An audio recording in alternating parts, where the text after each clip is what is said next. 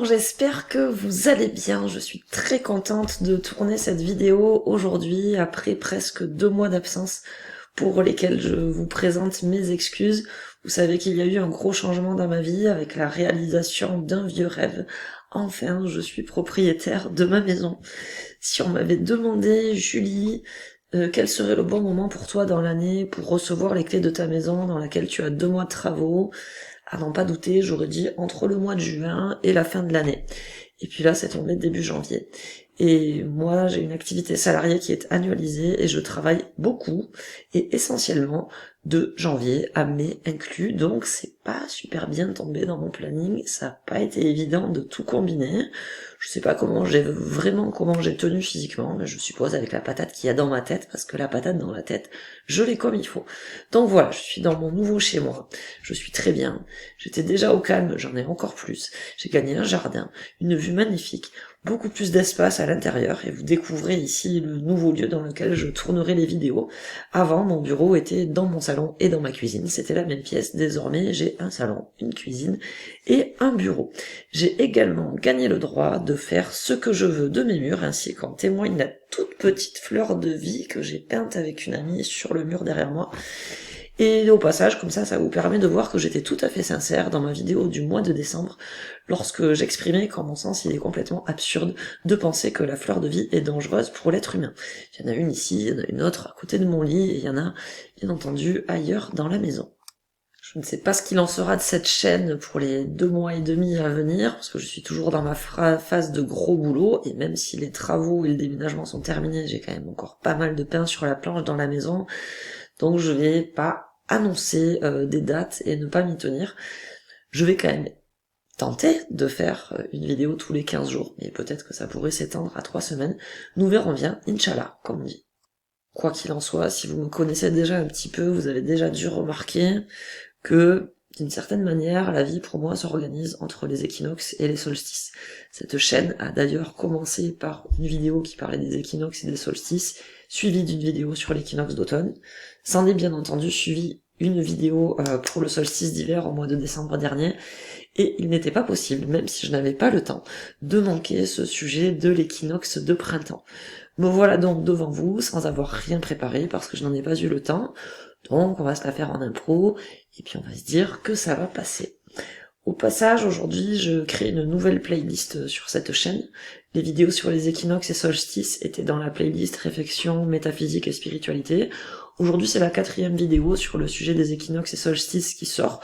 Donc cela me donne l'idée et l'envie, donc l'envie, si on mélange les deux mots, de créer une playlist dédiée aux solstices et équinoxes pour que vous puissiez plus facilement retrouver les vidéos si vous le souhaitez.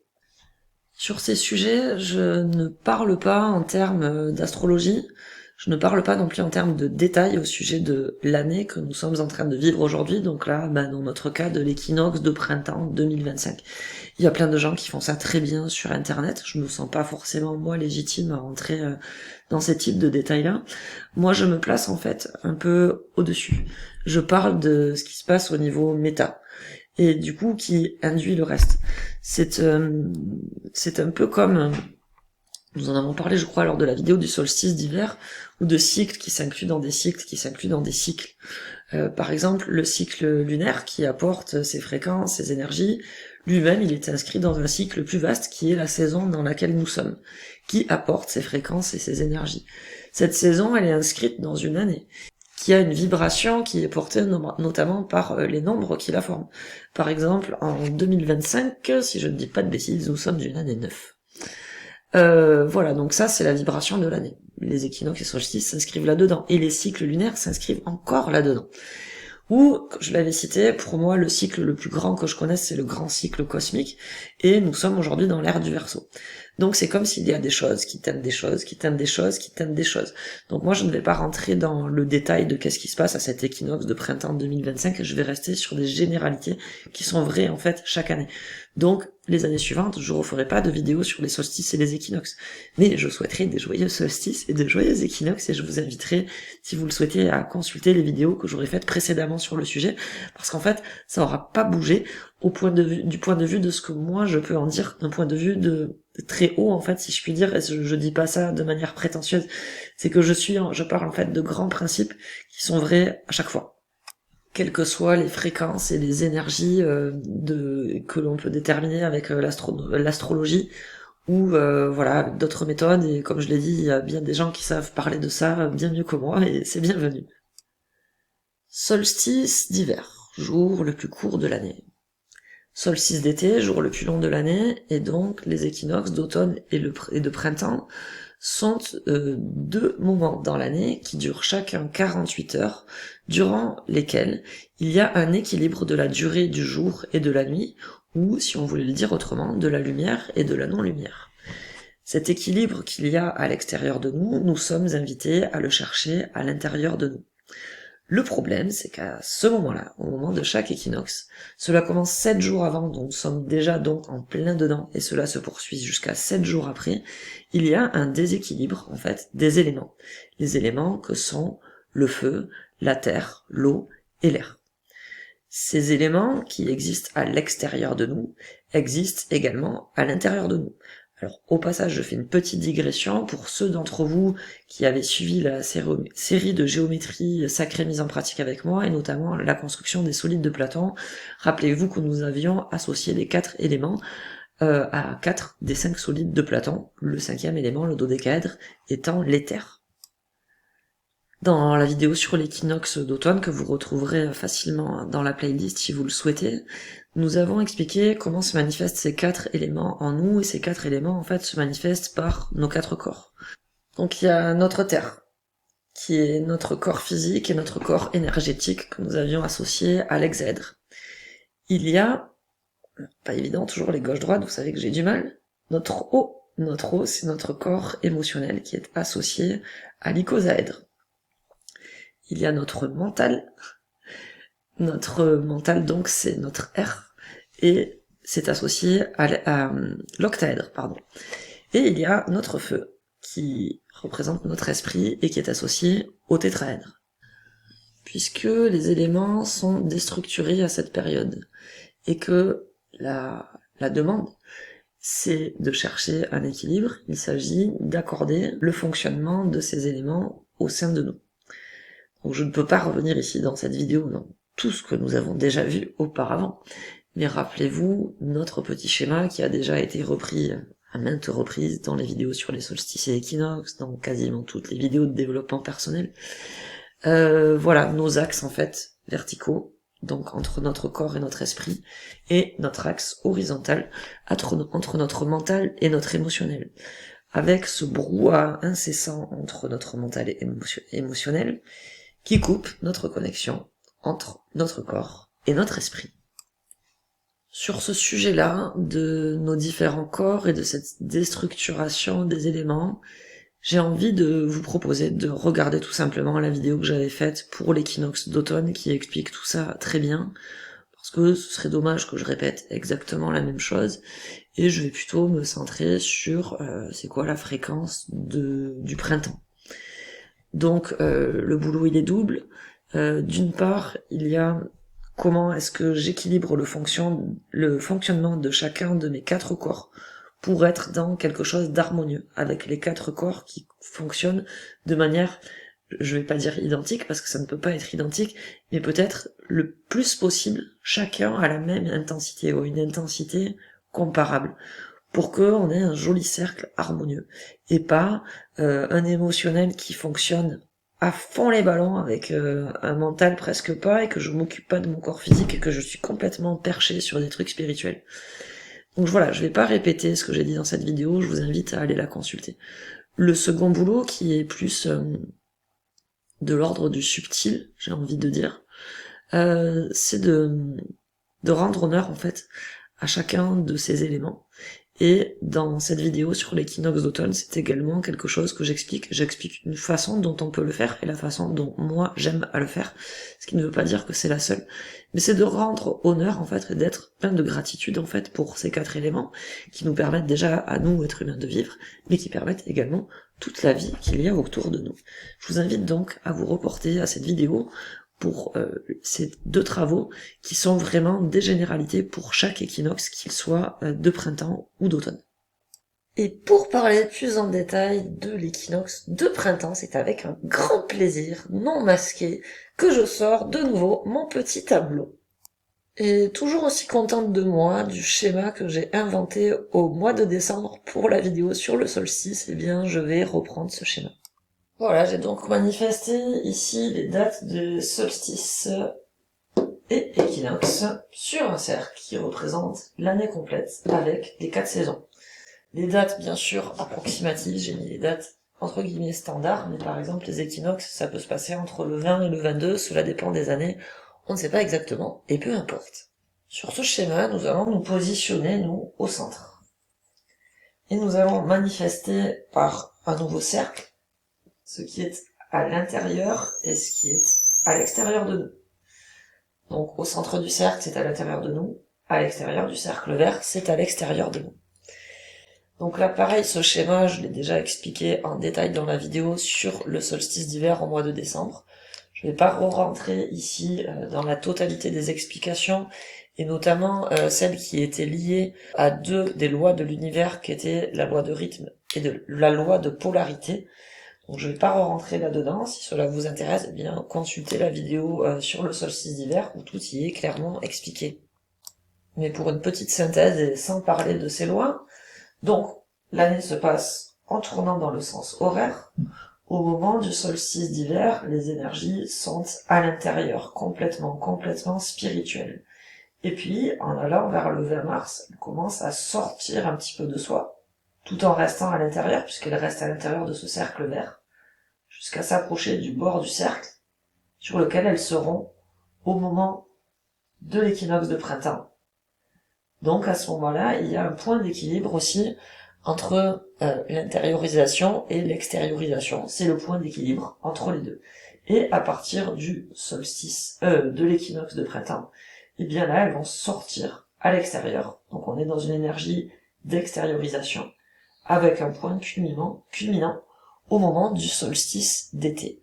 À partir de quoi les énergies restent à l'extérieur, mais cela décroît à l'extérieur, pour se rapprocher petit à petit du cercle et le toucher pour un moment d'équilibre, au moment de l'équinoxe d'automne, un peu à la manière de l'équinoxe de printemps. Et là, les énergies reviennent à l'intérieur, donc à l'intérieur de soi, énergie d'intériorisation, avec un point culminant au moment du solstice d'hiver, et donc c'est excellent, ça fait un cœur. Très bien. À partir de là, juste pour rappel des très grands principes, ce sont en fait les principes de ces énergies qui sont à l'intérieur, donc spirituelles, et à l'extérieur, donc dans la matière, qu'explique en fait, que font manifester ces équinoxes et ces solstices. Nous sommes donc ici, tout près de ce point d'équilibre, avec cette énergie que l'on sent de moins en moins à l'intérieur depuis le solstice d'hiver. On sent qu'on a petit à petit un peu plus de pêche, un petit peu plus envie de sortir de chez soi. Alors que le cycle précédent, l'automne, c'est vraiment la phase de repli de plus en plus à l'intérieur. Là, on restait dans quelque chose qui est à l'intérieur, mais de moins en moins. Et bientôt, c'est le printemps. Donc, tout le monde sait ce que c'est le printemps, hein. On voit la sève qui monte, on voit les amours dans la nature, peut-être que ça arrive aussi dans la vie de certains. Je vous cacherai pas que c'est mon cas en ce moment, que ça m'était pas arrivé depuis longtemps, et que ça me met plutôt en joie. Donc c'est le moment de sortir de sa bulle. Cette phase qui a été utilisée à l'intérieur pour faire le point, ce qui avait été fait faire le point sur ce qui avait été fait l'année précédente. Choisir de quoi on souhaitait se départir et ce que l'on voulait semer comme nouvelle graine pour cette nouvelle année. Ça, c'est le boulot dont je vous ai parlé au moment de la vidéo sur le solstice d'hiver. Et bien maintenant, ces graines, on va pour de bon les mettre en terre, les graines que l'on a choisies. On va pas garder toutes les graines de l'an dernier, puisqu'on a choisi lesquelles n'étaient pas utiles, n'étaient pas adaptées pour nous, n'étaient plus pertinentes. Et ça va être le moment de mettre en terre ces nouvelles graines, de semer, et ensuite de s'en occuper un petit peu. Je sais pas si vous avez remarqué dans la nature, alors oui, il y a quelques trucs qu'on peut balancer comme ça, ils vont pousser tout seuls, mais il y en a quand même, la plupart, il faut s'en occuper un petit peu, y prêter un petit peu attention. Donc voilà un peu quel va être le boulot pour la partie qui arrive ici. Si jamais vous n'aviez pas encore fait ce boulot de faire le tri dans ce que vous aviez mis en place l'année précédente pour voir ce que vous laissez derrière vous et ce que vous choisissez de conserver et ce que vous choisissez de nouveau, eh bien il vous reste encore quelques jours pour le faire, c'est une bonne nouvelle. Alors ces énergies de printemps, elles sont en quelque sorte déjà perceptibles. C'est pas ce point qui est un changement radical. Je sais par une amie, ce sont pas des choses que moi j'ai investiguées personnellement, mais que dans la tradition celte, le printemps énergétique il se situe aux alentours de début février.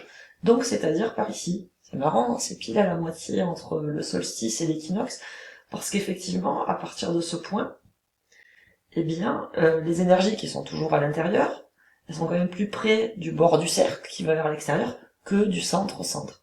Donc voilà, tout est toujours progressif, et il se peut que vous sentiez déjà cette sève monter en vous, et que vous puissiez également l'observer autour de vous. Comme peut-être que vous ne le sentez pas encore, et c'est ok, vous le sentirez bientôt, il n'y a pas de problème. Parlons un peu plus de ces graines que l'on peut semer. Ces graines, on peut bien sûr les semer physiquement, dans la matière. On peut également passer par une phase de semage vibratoire, j'ai envie d'appeler ça comme ça. Donc on arrive un petit peu sur le sujet de la loi d'attraction. J'avais exprimé déjà dans, je crois, la 4e vidéo sur le sujet des lois de l'univers, que j'étais pas du tout en accord avec ces courants, notamment très américains, qui disent en fait que avec notre pensée, on met en œuvre la loi d'attraction. La pensée, en fait, reste uniquement le point de départ. Je vous dis ça à la fois de connaissance et à la fois d'expérience, parce que ça fait longtemps que je pratique ce sujet. On a plusieurs corps, en fait, et on vit sur plusieurs plans, et il y a besoin de mettre en action un petit peu tout pour que la loi d'attraction se mette en œuvre. La pensée, c'est effectivement le point de départ, parce qu'il faut effectivement avoir cette pensée créatrice, et penser bien à ce que l'on souhaite, l'imaginer sans faire une représentation mentale pour ensuite pouvoir passer à la suite. Créer une représentation mentale de ce que l'on souhaite. Et ensuite, se centrer, on respire. On se met à l'intérieur de son corps, on respire profondément, et on s'imagine dans cette situation, comme si elle était déjà là. J'ai déjà parlé du comme si également dans les vidéos de développement personnel, et ben ça marche aussi pour des aspects plus grands. Donc je me suis fait une représentation mentale de ce que je souhaite, et je vais aller imaginer une scène qui, en fait, suppose que ce que je souhaite est déjà atteint. Quelque chose qui sera là à coup sûr. Je vais pas rentrer dans des détails, je vais rester dans du vague. Quelque chose qui sera là forcément si ce que je souhaite est atteint. Les détails, je les laisse à l'univers, parce qu'il va les organiser mieux que moi. Si je mets trop de détails, je restreins le champ d'action de l'univers à certains détails. Si je reste dans quelque chose de vague, eh bien, je laisse à l'univers le champ libre de mettre les choses en action. Donc, je me fais une représentation mentale de quelque chose qui sera là à coup sûr, quand ce que je souhaite sera réalisé. Et je me mets à l'intérieur de moi. Je respire profondément pour me centrer, et je vais aller vivre virtuellement cette situation. Pour vivre virtuellement une situation, ce qui me semble être le mieux, c'est de solliciter mon sensoriel en fait. Donc, je m'imagine dans cette situation. Qu'est-ce que je vois? Alors, les personnes, les lieux, les décors, les paysages. Voilà, je stimule en fait ce que je vois par ma vue en fait. Qu'est-ce que j'entends? Peut-être qu'il y a des gens qui parlent, peut-être qu'il y a une musique, peut-être qu'il y a des bruits d'oiseaux, peut-être que j'entends le vent, ou toute autre chose que je n'ai pas citée. J'ai dit, qu'est-ce que je vois, qu'est-ce que j'entends? Oui, c'est ça. Qu'est-ce que je sens? Donc ça peut être déjà au niveau du senti physique sur ma peau. Peut-être si c'est à l'extérieur que je peux sentir de la chaleur, ou au contraire du froid. Peut-être que je peux sentir des gouttes de pluie. Peut-être que je peux sentir le vent dans mes cheveux, sur mes joues, ou sur les poils de mes bras. Peut-être également que je peux y associer, c'est pas toujours évident, mais dans certains cas, c'est tout à fait valable d'y associer des goûts ou des odeurs. Ainsi, je stimule mon sensoriel, et là, en faisant ça, en fait, je crée une expérience virtuelle. Pour mon inconscient, une expérience virtuelle, c'est la même chose que si c'était quelque chose que je vivais réellement. À ce stade, je reste, donc je suis dans ma pensée, je suis ça, et là je suis en train de créer un vécu en fait. Et puis là, je vais laisser monter ce que je ressens, d'être dans ce vécu. Donc, à ce qui est parti au départ de ma pensée, je vais associer un ressenti. Ce ressenti, en mon sens, forcément, dedans, il y a au moins joie et gratitude, quel que soit le rêve que je suis en train de formuler. Et après, selon le rêve, plus en détail, eh bien, il peut y avoir d'autres ressentis associés. Par exemple, si je fais une visualisation comme ça, parce que j'ai envie de rencontrer l'amour, eh bien, à minima, il faut que je me sente amoureuse. Mais quoi qu'il en soit, joie et gratitude, c'est valable pour tout. Parce que merci la vie, ça y est, je l'ai, c'est déjà là. Voilà comment on lance une véritable vibration. Parce que les pensées, ça reste ici. Les ressentis, c'est ici. Et les deux se rejoignent ici, dans mon cœur. Et vous savez que le champ d'énergie de notre cœur, c'est le plus puissant qui émane de notre corps d'être humain. Et là, on envoie la vibration créatrice. La pensée n'est donc pas suffisante, il faut les deux. Et ensuite, d'expérience, pour moi, il y a autre chose à faire sur un autre plan, qui est celui de la matière. Et c'est là que je vais aller faire une première action. Une première action, fût-elle symbolique, qui dit à l'univers, ça y est, j'ai lancé le processus, c'est maintenant qu'on y va. Je cite un exemple, si j'ai fait ça pour rencontrer l'amour, donc déjà j'ai imaginé une situation qui sera là à coup sûr, quelle que soit la personne, et dans cette situation, je suis amoureuse, je ressens l'état amoureux. Et ensuite, par exemple, je peux, je sais pas, dans ma salle de bain, aller libérer un petit espace dans un placard, pour que l'être aimé, qui sera bientôt dans ma vie, puisse poser sa brosse à cheveux, sa brosse à dents, et puis sa petite trousse de toilette. Voilà, un petit exemple d'action.